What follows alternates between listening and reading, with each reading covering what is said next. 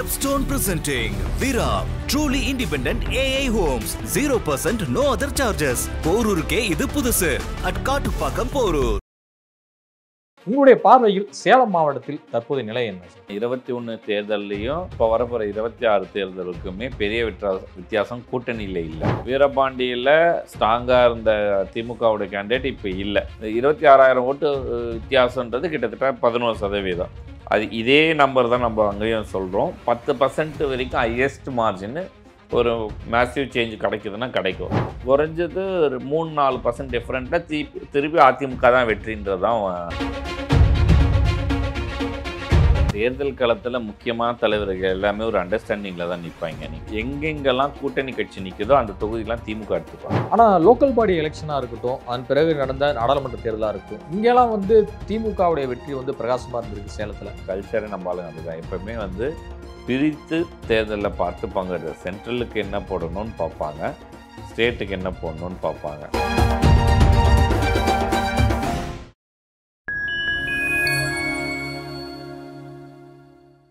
Fine time media நேயர்களுக்கு வணக்கம். நான் உங்கள் சங்கீத் குஹன். தேர்தல் திருவிழா 2026 நிகழ்ச்சியில் நம்மோடு பேச இணைந்திருக்கிறார் மதிப்பிற்குரிய ஃபைன் டைம் மீடியாவின் CEO திரு CK காமேஷ்குமார் அவர். வணக்கம் சார். வணக்கம். தேர்தல் திருவிழா 2026 இப்போதே பல கட்சிகள் தங்களுடைய வேலைகளை தொடங்கி விட்டன அப்படின்னே சொல்லலாம். குறிப்பாக திமுக சில பொலிட்டிக்கல் ஏஜென்சி வச்சு நிறைய வேலைகளை செய்ய ஆரம்பிச்சிட்டாங்க. அப்புறமேல ஷோ டைம் இன்னும் நிறைய நிறுவனங்களை வச்சு வேலை செய்ய ஆரம்பிச்சிட்டாங்க. இன்னொரு பக்கம் அதிமுகவும் ஐடி விங்கில் இருந்து அவங்களும் ஒரு நிறுவனங்களை வச்சு வேலை செய்ய ஆரம்பிச்சிட்டாங்க. இன்னும் சில சின்ன கட்சிகள் கூட தங்களுக்கு இந்த முறை ஒரு பொலிட்டிக்கல் ஸ்ட்ராட்டஜிஸ்ட் வேணும் அப்படின்னு சொல்லிட்டு வேலையெல்லாம் ஸ்டார்ட் பண்ணிட்டாங்க. இப்போ நம்மளுடைய நிகழ்ச்சியில் முதல் கட்டமாக சேலம் மாவட்டத்தில் இருக்கக்கூடிய 11 சட்டமன்ற தொகுதிகளுடைய விவரங்களை அலசலாம் அப்படின்ட்டு. உங்களுடைய பார்வையில் சேலம் மாவட்டத்தில் தற்போதைய நிலை என்ன சார்? சேலம் மாவட்டம் மொத்தம் 11 தொகுதி இல்லையா? சட்டமன்ற தொகுதி 11 தொகுதியில் போன தடவை எனக்கு தெரிஞ்சு 10 தொகுதி அதிமுக வெற்றி, ஒரு தொகுதி மட்டும் திமுக. சேலம் வடக்கு மட்டும் ராஜேந்திரன் வெற்றி பெற்றாரு. எனக்கு தெரிஞ்சு அதே தான் திருப்பி ஃபாலோ ஆகும்னு நினைக்கிறேன். இந்த தேர்தல் களங்களும் இப்போ பெரிய மாற்றங்கள் இல்லை. ஆனால் 21 தேர்தல்லையும் இப்போ வரப்போகிற 26 தேர்தலுக்குமே பெரிய வித்தியாசம் கூட்டணியில் இல்லை. கூட்டணி நம்பரில் பெரிய வித்தியாசங்கள் இல்லை. அதே மாதிரி ஒவ்வொரு தொகுதியிலையும் கிட்டத்தட்ட எனக்கு தெரிஞ்சு 80,000 1,00,000 ஓட்டு, அதாவது 97,000 எடப்பாடி தொகுதின்னு நினைக்கிறேன். 25,000லேருந்து 95,000 ஓட்டு வித்தியாசங்களில் வெற்றி பெற்ற தொகுதி கிட்டத்தட்ட 7-8 இருக்குது. ஸோ அதில் என்ன தான் பர்சன்டேஜ் நம்ம கூட்டி கழிச்சு இது பண்ணி பார்த்தாலும் அது அதிமுகவுக்கான ஒரு ஃபேவராக தான் இருக்குது சேலம் மாவட்டத்தை பொறுத்த வரைக்கும். ஆனால் அதிமுகலேருந்து அதை ஒரு மெனக்கடல் இருக்குது. ஒரு தொகுதி ஆல்ரெடி வெயிட் பண்ணி அதை ஒரு அட்லீஸ்ட் ஒரு 2-3 தொகுதியாக மாற்றுறதுக்கு ட்ரை பண்ணுவாங்க. பட் கூட்டணி பலம் இன்றைக்கி இருக்கிற கண்டிஷனில் பார்க்கும்போது இது அதிமுகவுக்கான சார்பாக இருக்குது. நம்ம 1 by 1 பார்த்தாட்டுன்னா வீரபாண்டி தொகுதி பார்த்திங்கன்னா கிட்டத்தட்ட ஓட்டுடைய மார்ஜின் 19-20,000 ஓட்டு வித்தியாசத்தில் அதிமுக வென்றிருக்கு. வீரபாண்டியில் ஸ்ட்ராங்காக இருந்த திமுகவுடைய கேண்டிடேட் இப்போ இல்லை. அவருடைய ஃபேமிலியே இதுவாகி போயிட்டாங்க. ஸோ அங்கே இன்னும் இது வரைக்கும் யாரோ ஒரு ஸ்ட்ராங்கான ஒரு திமுக ஒரு பர்சன் இல்லை. அந்த இடத்த அது சரி பண்ணியோ இல்லை வீரபாண்டியர் மகானுக்கோ ஏதோ இது பண்ணும்போது ஒரு டஃப் இருக்க வாய்ப்பு இருக்க தவிர அதிமுக வீழ்ச்சி வீழ்த்தத்துக்கு ரொம்ப மெனக்கடணும். கிட்டத்தட்ட 20,000 ஓட்டுன்றது கிட்டத்தட்ட 8-10% ஓட்டு அந்த பர்டிகுலர் தொகுதியை பொறுத்த அந்த தொகுதிக்கு அந்த 8-10% மார்ஜினை கூட்டணி கட்சிகள்லையோ இல்லைன்னா இவங்களோட நலத்திட்ட உதவிகளோ இல்லை கூட்டணி பலமோ சேர்ந்தால் கூட 3-5% தான் என்றைக்குமே ஒரு மாற்றங்கள் கொடுக்கும். ரேர் டு ரேர் கேஸ் 10% போகும். ஸோ இப்போ இருக்கிற மார்ஜின்லேருந்து இந்த இதை இப்போ திமுக எடுக்கணும்னா 10% எடுக்கிறாங்கன்னே வச்சுப்போம். இதில் கூட்டல் 10ன்னு வச்சுக்கலாம். ஆனால் ஆன்டிக் எம்பன்சி இருக்கு இல்லையா, அதனுடைய இதை ஒரு நம்பர் நம்ம குறைக்க வேண்டியது இருக்குது. அட்லீஸ்ட் ஒரு 3-4% நம்ம குறைக்கிட்டோம்னா குறைஞ்சது 3-4% டிஃப்ரெண்ட்டாக திருப்பி அதிமுக தான் வெற்றின்றது தான் வீரபாண்டி தொகுதியை பொறுத்த வரைக்கும் இருக்குது. அடுத்து ஏற்காடு தொகுதிக்கு வரலாம். ஏற்காடு தொகுதியில் கிட்டத்தட்ட மார்ஜின் அதே 10.11% வச்சுருக்காங்க. அதே ஒரு 25,000 26,000 ஓட்டு வித்தியாசத்தில் அதிமுக வெற்றி பெற்றிருக்கு. 26,000 ஓட்டு வித்தியாசன்றது கிட்டத்தட்ட 11%. அது இதே நம்பர் தான் நம்ம அங்கேயும் சொல்கிறோம். 10% வரைக்கும் ஹையஸ்ட் மார்ஜின் ஒரு மேசிவ் சேஞ்ச் கிடைக்குதுன்னா கிடைக்கும். அந்த 10% ஆன்டி இன்கம்பன்சியை மறைஞ்சாலும் 6% டிஃப்ரென்ஷியேட்டில் அதிமுக தான் அங்கேயுமே பலமாக இருக்குது ஏற்காடு தொகுதியை பொறுத்த வரைக்கும். இதில் மேபி கேண்டிடேட்டு லோக்கல் கேண்டிடேட் வேறு ஏதாவது மாற்றினா எதாவது என்ன நடக்குதுன்றதை நம்ம பார்க்கலாம். அடுத்து எந்த தொகுதி? சேலம் சவுத்து. சேலம் சவுத்தை பொறுத்த வரைக்கும் அதே 11.5% வாக்கு வித்தியாசம் வந்திருக்கு. அதுவும் இதே போல் தான் இருக்குது. இங்கே பார்க்கும்போது இவருக்குமான வித்தியாசங்கள் 11.4 மற்ற ஓட்டுகள்லாம் இருக்குது. அமமுக இருக்குது.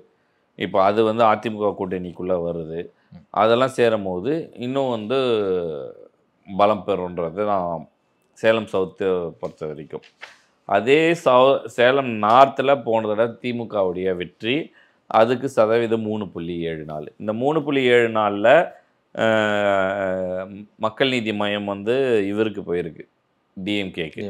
ஸோ சேலம் நார்த்து மறுபடியும் திமுகவுக்கு போகிறதுக்கான வாய்ப்பு இருக்குது. கிட்டத்தட்ட 8-9%. ராஜேந்திரன் அவருக்குன்னு ஒரு நல்ல பேர் இருக்குது அப்படின்னு சொல்லி இருக்குது. அதாவது இப்போது ஓட்டு இதில் 3.74% ஓட்டு டிஃப்ரென்ஸில் ஜெயிச்சிருக்காரு. மக்கள் நீதி மையமுடைய 5% ஓட்டு இருக்குது. அந்த 5% ஓட்டு இவருக்கு வரலன்னா நடிகர் விஜய்க்கு போகுதுன்னே வச்சுக்கலாம். அப்போவும் அந்த 4% ஓட்டு வித்தியாசம் அவருக்கு இருக்குது. வர்ஸ்ட் கேஸ் ஆன்டி இன்கம்பன்சி அங்கே கொண்டு போய் சேர்த்தாலுமே 3% கழிச்சாலும் 1% இருக்குது. ஸோ இது எப்படி பார்த்தாலுமே திமுகவுக்கு மார்ஜினலியாவது வெற்றி கிடச்சிரும். நம்ம எப்போவுமே சொல்கிற மாதிரி ஒரு 500,000லேருந்து 2,500 ஓட்டு வித்தியாசங்களில் வெற்றி பெற தொகுதியில் இது வரத்துக்கான வாய்ப்பு அதிகம் திமுகவுக்கு. சேலம் நார்த்து பொறுத்த வரைக்கும். அடுத்து சேலம் வெஸ்ட்டு, அதை பொறுத்த வரைக்கும் அருள் ராமதாஸ் பிஎம்கேக்கு போன தடவை கொடுத்துருக்காங்க. பாட்டாளி மக்கள் கட்சிக்கும் திமுகவுக்குமான டிஃப்ரென்ஷியேட்டே 10% இருந்திருக்கு. ஆனால் கூட்டணி கட்சி பாமகன்னும் போது அது ஒரு சின்ன மாம்பழம் ரெட்டலை, இந்த ரெண்டுத்துக்கான வித்தியாசங்கள்னு ஒன்று இருக்குது. இதுக்கும் அதுக்கு எப்போவுமே ஒரு 2-3% ஓட்டு நீங்கள் சொல்கிறது நேரடி மோதலுக்கும் கூட்டணி கட்சிகள் டைரெக்டாக இன்னொரு கட்சியை பெரிய கட்சியை மோதலுக்கும் வித்தியாசம் இருக்குது. நீங்கள் நல்லா இந்த தடவை பார்த்தீங்கன்னா திமுக ஒரு ஸ்ட்ராட்டஜி மூவ் பண்ணால் என்ன மாதிரியான மூவ் பண்ணும் அப்படின்னு நம்ம கணிக்கலாம். அப்படின்னா எங்கெங்கெல்லாம் கூட்டணி கட்சி நிற்குதோ அந்த தொகுதியெலாம் திமுக எடுத்துப்பாங்க. இந்த முறை சொல்கிறீங்க? இந்த முறை அது போன முறையும் கொஞ்சம் செஞ்சது தான், இந்த முறையும் அதை பண்ணுவாங்க. இது ஜெயலலிதா அவருடைய ஸ்ட்ராட்டஜி. ஏன் அந்த இதை எடுக்கிறாங்க? இப்போ கூட்டணி வலுவாக இருக்கக்கூடிய தொகுதி அப்படின்னா ஸோ அவங்களுக்கு கொடுத்த ஒரு வெற்றியை பெறுவதானே கூட்டணிக்கான ஒரு பலமாக இருக்க முடியும். குகன், தேர்தல் காலத்தில் முக்கியமான தலைவர்கள் எல்லாமே ஒரு அண்டர்ஸ்டாண்டிங்கில் தான் நிற்பாங்க. நீங்கள் பார்த்தீங்கன்னா இந்த பக்கம் துரைமுருகன், இந்த பக்கம் சி.வி. சண்முகம், பொன்முடி, இவங்களுக்குள்ள அண்டர்ஸ்டாண்டிங்கு. இந்த மாதிரி பல தொகுதிகளில் அண்டர்ஸ்டாண்டிங்கில் தான் நிற்பாங்க. ஏன்னா அவங்க தலைவர்கள் தோற்றுறக்கூடாதுன்னு. இப்போ எல்லா பெருந்தலைங்களும் இப்போ ஸ்டாலின் நிற்கிறதுல போய் எடப்பாடி நிற்கலாம், எடப்பாடி நிற்கிறதுல போய் ஸ்டாலின் நிற்கலாமா? ஏன் நிற்க மாட்டுறாங்க? இவங்க 2 பேர் தானே சிஎம் கேண்டிடேட். நீங்கள் 2 பேருமே மோதிக்கிறோம், நாங்கள் 2 பேரும் ஒரு பொது தொகுதியில் நிற்கலாமே. ஏன்னா இவங்களுக்கு வெற்றின்றது, போட்டின்றதை விட வெற்றின்றது ரொம்ப முக்கியம். நீயும் நானாக பார்க்குறத விட தந்திரமாகவும் தானியக்கத்தனமாகவும் வெற்றி பெறுறது தான் முக்கியம் தான் பார்ப்பாங்க. ஸோ அந்த மாதிரி கூட்டணி கட்சிகள் நிற்கிற தொகுதிகள்லாம் திமுக ஃபோக்கஸ் பண்ணி வேலை செஞ்சால், இப்போ நம்ம கணிக்கிற மாதிரி ஒரு 100 தொகுதி வரைக்கும் கூட்டணி போகுது, 90-100 தொகுதினா அதில் சாலிடாக 60-70 தொகுதி திமுகக்கான வெற்றி கிடைக்கும்னு அவங்க ஒரு கணிப்பு போடுவாங்க.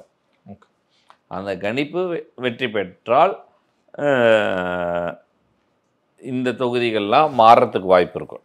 ஒரு 2-3 தொகுதி. ஆனால் சேலம் மாவட்டத்தை பொறுத்த 11 தொகுதியில் அப்படியே மாறினாலும் 3 தொகுதிக்கு மேலே மாறாது. ஒரு தொகுதி ஆல்ரெடி இருக்கிறத அப்படியே கண்டினியூ ஆகும். அது மோர் அண்ட் ஓர் ஏன்னா இது எல்லாமே எனக்கு தெரிஞ்சு அதிமுக நிற்கும். மேபி ஒரு தொகுதி 2 தொகுதி பிஜேபியும் பாமகவும் நிற்கலாம். 2 தொகுதி ஆளுக்கு ஒரு தொகுதி ஷேரிங் பண்ணுறதுக்கு வாய்ப்பு இருக்குது. இல்லை, கடந்த முறை பாஜக அதிமுக கூட்டணி தான் இருந்துச்சு. அப்படி இருந்தும் கூட சேலம் மாவட்டத்தை பொறுத்த வரைக்கும் அதிமுகவும் பாமகவும் நம்ம பங்கிட்டுக்கலாம் அப்படின்னு சொல்லிட்டு தானே 11மே இவங்க நின்னாங்க. அது எடப்பாடி முன்னாடியே உஷாராக பாமகவை கூப்பிட்டு கூட்டணி இது பண்ணி கையெழுத்து போட்டார். இந்த தொகுதிக்குன்னு. அதே மாதிரி பாஜகவும் கொஞ்சம் தளர்வாக விட்டுட்டாங்க. அவங்க வெற்றி எங்கே கிடைக்குன்ற இடத்த சீட்டு கேட்டு வாங்காமல் தென்மண்டலங்களுக்கும் முக்கியமான மாவட்டங்கள். இது என்ன பிரச்சனைனா, பிஜேபியை பொறுத்த வரைக்கும் 15 தலைவர்கள் பழைய தலைவர்கள் இருக்காங்க. இந்த பழைய தலைவர்களுக்கெல்லாம் சீட்டு கொடுக்கறதுக்குன்னே ஒரு தொகுதிகள் இருக்குது. டி நகர், அப்புறம் ஹார்பரு, மயிலாப்பூர், இந்த மாதிரி தொகுதி. இவங்களுக்கெல்லாம் இது வேணும். ஜெயிக்கிறதும் தோக்குறோன்னா இவங்க போய் இங்கே நின்றுணும். ஏன்னா இவங்க வேறு போய் தொகுதி நின்றுட மாட்டாங்க. ஸோ இதில் ஃபோக்கஸ் இருக்கிறதுனால அந்த பக்கம் இவங்க தான் போய் அந்த தொகுதி உடன்பாடிக்கே பேசுகிறாங்க. எனக்கு இந்த தொகுதி கூட எந்த தொகுதி. அப்போ இவங்க விட்டுடுறாங்க. இவங்க கேட்க வேண்டிய கொங்கு பெல்ட்டில் இவங்க ஸ்ட்ராங்கான ஆட்களை வேட்பாளர் வச்சுருந்தாங்கன்னா அங்கே ஒரு 2 தொகுதியை கேட்டு வாங்கிறதுக்கான வாய்ப்பு அதிகமாக இருக்கும். அது இல்லாததுனால அந்த இதை கேட்கல அவங்க. அவர் அதை வந்து பயன்படுத்திக்கிட்டு எல்லா தொகுதியிலையும் நின்று ஜெயிச்சிட்டாங்க. இது மேசிவான எதிர்கட்சியாகவும் வந்துட்டாங்க. ஸோ அந்த பேட்டர்னில் தான் அது போகும். சேலம் வெஸ்ட்லேயுமே நம்ம வந்து பாமகக்கான வாய்ப்பு, ஏன்னா அவங்க இப்போ இன்றைக்கி ராமதாஸ் அறிவிச்சதை வச்சு பார்க்கும்போது அவங்க அங்கே வெற்றி பெறதுக்கான வாய்ப்பு அதிகமாக தான் இருக்குதுன்னு நினைக்கிறேன். ஆத்தூர் தொகுதி இந்த தடவை எனக்கு தெரிஞ்சு கொஞ்சம் அந்த 2-3 சீட் திமுகன்னு நினைக்கிற இடத்துல வரதுக்கு வாய்ப்பு இருக்குது. ஆனால் அங்கே வந்து அமமுக வந்து ஒரு 1% ஓட்டு வாங்கியிருக்கு. இதெல்லாம் கொஞ்சம் இது பண்ணும்போது ஒரு 5-6% வருது. அதில் ஆன்டி இன்கம்பன்சி ஓட்டு ஒரு 2-3% சேர்ந்துச்சுன்னா வெற்றி பெறதுக்கு வாய்ப்பு இருக்குது. அது அப்படியே ரிவர்ஸ் ஆகிறதுக்கும் இங்கே வாய்ப்பு இருக்குது. ஆத்தூர் தொகுதியை பொறுத்து ஆத்தூர் வந்து ஒரு இழுபறி தொகுதிக்குள்ளே தான் வரும். கடந்த முறை நிறைய சர்வேக்கெல்லாம் வந்து சொன்ன விஷயம் என்ன அப்படின்னா, சேலம் மாவட்டத்தில் ஆத்தூர், கெங்கவல்லி, மேட்டூர், சேலம் வடக்கு இந்த தொகுதிகள்லாம் வந்து திமுகவுக்கு ஃபேவராக இருக்குது அப்படின்னு தான் சொல்லுவாங்க. இப்போவும் அது அந்த அந்த அந்த மார்ஜின் அதை தான் காட்டுது. 4% இருக்கிற மார்ஜின் இருக்கிறது எப்படி வேணால் மாறலாம்னு நம்ம நினைக்கிறோம் இதில். பட் நம்ம ஏன் இது அதிமுக ஜெயிக்கிறதுக்கும் வாய்ப்பு இருக்குதுன்னு நினைக்கிறோன்னா, அந்த ஆன்டி இன்கம்பன்சி ஒரு 2-3% ஓட்டுகளும், இப்போ அமமுகவும் கூட்டணிகளில் வர்றதுல ஒரு 1%, 2%, சில இடத்துல 5% வாங்கியிருக்காங்க. இந்த ஓட்டுகள்லாம் இவங்களுக்கு கிடைக்கும் போது அது ஒரு பெனிஃபிட்டாக போகும். அதே மாதிரி 21 அண்ணாமலை தலைவருக்கும் 26 அண்ணாமலை ஒரு லீடருக்குமான ஒரு மாஸ் இருக்கு இல்லையா, அதுவும் ஒரு சில இடத்துல ஒரு 1%, 2% ஏறத்துக்கு வாய்ப்பு இருக்குது. இந்த அலைன்ஸுக்கு அட்வான்டேஜ். ஸோ அந்த அட்வான்டேஜையுமே நம்ம இங்கே பயன்படுத்தினா இது கொஞ்சம் மீண்டும் வரத்துக்கு வாய்ப்பு இருக்குது. ஆனால் நான் சொல்ல இந்த 3 தொகுதியில் இந்த கெங்கவல்லி, அப்புறம் ஆத்தூர் வடக்கு, இது எல்லாமே வந்து மாறுறதுக்கான வாய்ப்பு இருக்குது. அது 50-50 சான்சஸ் இருக்குது. நல்லா எடப்பாடி தொகுதி அது நம்ம சொல்லவே வேண்டாம். அது எடப்பாடி பழனிசாமி. அது எனக்கு தெரிஞ்சு இப்போ 38% வித்தியாசம் இருக்குது. என்ன மார்ஜின் போட்டாலும் அது அவர் வெற்றி தான். மார்ஜின் குறையுமே தவிர வெற்றி நிச்சயம். தன்னுடைய சொந்த தொகுதியை திரும்ப தக்க வைக்க முடியும். அதுதான் சிஎம் கேண்டிடேட் யார் தான் அங்கே போய் டம்மி வேட்பாளர் தான் போடுவாங்க. ஒரு ஸ்ட்ராங்கான வேட்பாளர் போட மாட்டாங்க. போன தடவை ஒரு சின்ன பையன் அதில் போட்டாங்கன்னு நினைக்கிறேன். திமுகவில் ஒரு இளைஞரணி சார்ந்த போட்டாங்க. தெரிஞ்சு தான் போட்டாங்க. அது கிளாரிட்டியோட தான் வேலை செய்வாங்க. அதில் வந்து சொல்ல சங்கரகிரியும் அதிமுக ஃபேவராக தான் இருக்குது. ஏன்னா ஓட்டு டிஃப்ரெண்ட் கிட்டத்தட்ட ஒரு 9% ஓட்டு இருக்குது. அமமுகவுடைய சதவீதம் வந்து ஒரு 0.1 இருக்குது. அது ஒரு 1. இந்த மாதிரி இது வெற்றி கூட்டணின்னு நினைக்கிற 1-2% சேர்ந்தாலும் இது வந்து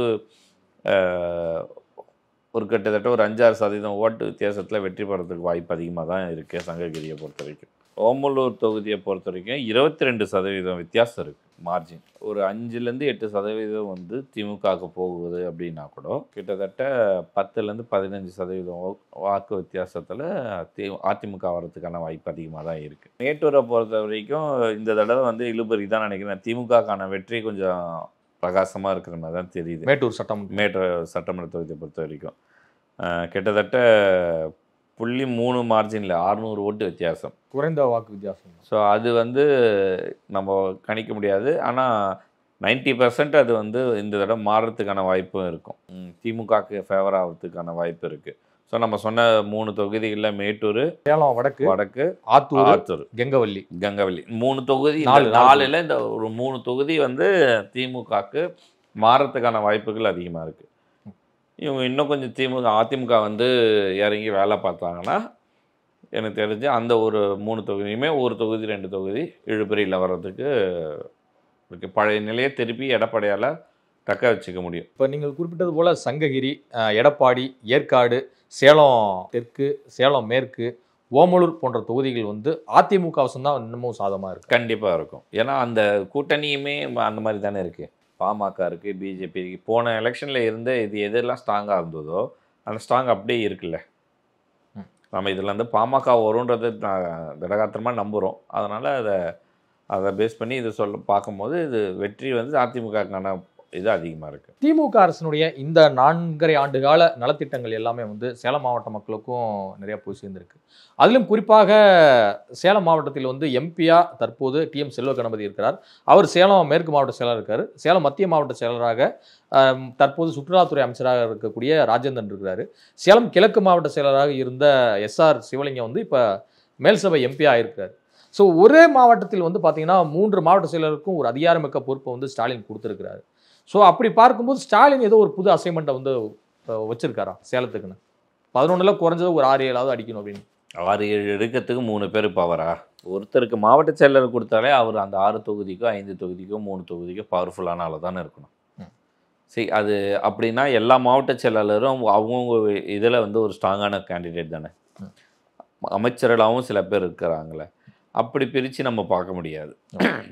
அது வந்து இந்த இது போன தேர்தலில் கூட செல்வ கணபதி அதிகமான வித்தியாசம் பெற்று 70,000 வாக்கு வித்தியாசத்தில் ஜெயிச்சார். அவருக்கு நீங்கள் போடலாம். அவர் எந்த தொகுதி உட்பட்டு இருக்கோ அந்த தொகுதியில் வெற்றியை பற்றி நம்ம பேசலாம். எல்லா இடத்துலையும் எடப்பாடி, சங்ககிரி, ஓமலூர்லாம் வருது. அந்த தொகுதிக்குள்ளே தான் நம்ம சொல்கிற அந்த அடுத்த இதுக்கு கொஞ்சம் மாறுறது வாய்ப்பு இருக்குமே தவிர இதுக்குள்ளுக்கான வாய்ப்பு வந்து கொஞ்சம் குறைவாக தான் இருக்குன்னு தான் நான் நினைக்கிறேன். சரி, ட்ரை பண்ணுறது தான் எல்லாருமே முயற்சி எடுக்கிறாங்க. ஆனால் இப்போது இருக்கிற கள நிலவரம் பிரகாரம் அதிமுகக்கான கொஞ்சம் பலம் வந்து நல்லாவே இருக்குது. அது வந்து திமுகவுடைய ஆன்டி இன்கம்பன்சி கொஞ்சம் வேலை செய்யுது. ஆனால் லோக்கல் பாடி எலெக்ஷனாக இருக்கட்டும், அதன் பிறகு நடந்த நாடாளுமன்ற தேர்தலாக இருக்கட்டும், இங்கெல்லாம் வந்து திமுகவுடைய வெற்றி வந்து பிரகாசமாக இருந்திருக்கு சேலத்தில். பட் சட்டமன்றம்னு வரும்போது வந்து பார்த்தீங்கன்னா அங்கே டோட்டலாக வந்து டிஎம்கேவுக்கும் ஏடிஎம்கேவுக்கும் ரொம்ப லாங் டிஸ்டன்ஸ் இருக்கிற மாதிரி இருக்குது. கல்ச்சரை நம்ம ஆளுங்க அப்படி தான் எப்போவுமே வந்து பிரித்து தேர்தலில் பார்த்துப்பாங்க. சென்ட்ரலுக்கு என்ன போடணும்னு பார்ப்பாங்க, ஸ்டேட்டுக்கு என்ன போடணும்னு பார்ப்பாங்க. இங்கே வந்து கொஞ்சம் இந்த காங்கிரஸ் இந்த சார்பு நிலை இருக்கிறது, இவங்க பிஜேபிக்கு எதிர்ப்பு நிலையை கட்டமைச்சிட்டே இருக்கிறதுனால அது ஒரு கன்சல்டேட் ஓட்டாக இந்த கூட்டணி எடப்பாடி தானே சிஎம்மாக இருக்க போகிறா, பிஜேபி கிடையாதுன்னு நினச்சாங்கன்னா எடப்பாடிக்கு ஓட்டு விழும்ல. இப்போ எடப்பாடி பழனிசாமி அவர்களுக்கான செல்வாக்கு அவருடைய சொந்த மாவட்டத்தில் இருக்க தான் செய்யுது. அதிகம் இருக்குது, எல்லாருக்குமே இருக்கும். நம்ம இப்போ ஒவ்வொருத்தரும் எப்படி தொகுதியை வந்து முடிவு பண்ணுறாங்க, அவங்கவுங்க தொகுதியில் செல்வாக்காக இருக்கிறது தான் பார்ப்பாங்க. இப்போ எடப்பாடி ஒரு எக்ஸ்சிஎம், அப்போ அவரை ஒரு மாவட்டத்தை கூட அவரால் கண்ட்ரோல் பண்ணி ஜெயிக்க முடியாதா? அப்படி பார்க்கணும்ல. அதனால் அவரால் அது ஜெயிக்கிறதுக்கான வாய்ப்புகள் தான் அதிகம். இப்போ 2020 நடந்த லோக்கல் பாடி எலெக்ஷனில் வந்து பார்த்தீங்கன்னா கிட்டத்தட்ட ஒரு 65% மேற்பட்ட ஊராட்சி மன்ற தலைவர்களை, ஒன்றிய கவுன்சிலர்களை வந்து சேலம் மாவட்டத்தில் வந்து அதிகமாக பெற்றிருந்தது திமுக அப்போ எதிர்க்கட்சியாக இருந்தபோது. ஆனால் மாவட்ட அளவில் மாவட்ட கவுன்சிலர் தேர்தல் இன்னும் நிறைய ஒன்றியங்களெல்லாம் வந்து பார்த்தீங்கன்னா சேர்மேன் பதவிகளை அதிமுக தான் வந்து பிடிச்சிருந்தது. ஸோ இதுலேயும் ஒரு டிஃப்ரென்ஷியேட் பார்க்க முடியுது. அது எப்படி புரிஞ்சுக்கணும்? லோக்கல் பாடியை நம்ம பெருசாக கன்சிடர் பண்ண வேண்டாம். அதே மாதிரி மியூச்சுவல் அண்டர்ஸ்டாண்டிங்லேயும் சிலது இருக்கும். ஸோ அதிமுக பலம்ன்றது இருக்குது. லோக்கல் பாடி அண்டு சட்டசபை வந்து அந்தந்த ஊருக்குள்ளே இருக்கிற மக்களுடைய பரிமாணமாக தான் நம்ம பார்க்கணும். ஸோ அது வந்து வித்தியாசம். ஆனால் எம்பிக்கும் நம்ம தமிழ்நாட்டை பொறுத்த எம்பிக்கும் நமக்கு என்ன சம்மந்தன்ற மாதிரி தான் ஓட்டு. நம்ம பலமாக போனோன்னா எந்த அளவுக்கு நம்மளோட இது இருக்குன்றது யூகிக்கிறது இல்லை. அப்படி யூகிச்சிருந்துருந்தாங்கன்னா பிஜேபியோ இல்லைன்னா அதிமுக ஒரு 5 தொகுதி எம்பிகள் வந்திருக்கோம். அது வரலை. ஸோ அது சட்டசபைக்கும் உள்ளாட்சித்துறையும் எப்போவுமே வந்து அவன் ஒரு 4 ஒன்றியத்தை சேர்ந்தது ஒரு எம்எல்ஏ தொகுதிக்குள்ளே வரும்போது இவங்க எல்லாமே அவங்கவுங்கள தக்க வைக்கிறதுக்கான வேலைகள் இருக்கு இல்லையா? ஸோ அதனால் அவங்களுக்கு அது பலன் கொஞ்சம் அதிகமாக தான் கிடைக்கும். ஸோ சட்டசபையும் லோக்கல் பாடியும் மேக்ஸிமம் சிமிலர் ஆகிறதுக்கு வாய்ப்பு இருக்குது.